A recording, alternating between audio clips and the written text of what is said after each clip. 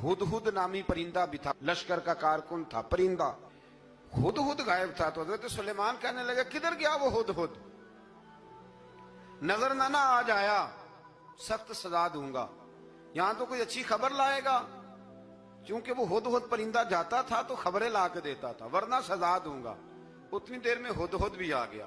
तो ये परिंदे जो कारकुन होते हैं बड़े सियाने होते हैं, कभी बंदा नाराज हो तो सही खबरें ले आते हैं। तो सही खबर लेके आ गया, आते ही आके बैठा तो उसने हजरत सुलेमान अलैहिस्सलाम ने कहा कहां थे? अर्ज करने लगा हुजूर मैं मुल्क सबा गया था, वहां एक औरत हुक्मरानी करती है, उसका नाम बिल्कीस है, बहुत बड़े तख्त पे बैठती है, 80 गज उसका तख्त लंबा है, 40 गज चौड़ा है, और शायद 80 मान के 80 टन उसका वजन है।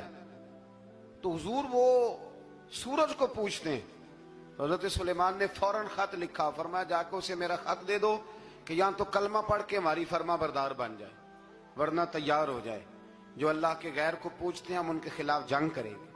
वो जब लेके गए ना खत, ये हुदूद गया तो वो मीटिंग कर रही थी, उसके वजीर मशीर सारे बैठे थे।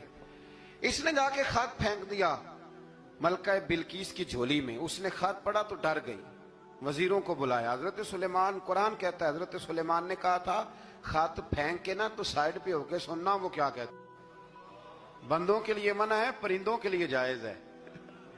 बंदों के लिए मना है साइड पे होके सुनना। हाँ, जिसकी जासूसी की ड्यूटी हो, कुफर की जासूसी की, उस बंदे के लिए भी जायज है। तो यहाँ एक तो वो परिंदे थे, दूसरा कुफर की जासूसी कर रहे थे। साइड पे होके सुनने लगे तो मलका बिल्कीस कहने लगी अब क्या करना है, ये खत आया है। तो वो कहने लगे हम तैयार हैं, आप हुक्म करें, हम लड़ने को तैयार हैं, लड़ेंगे।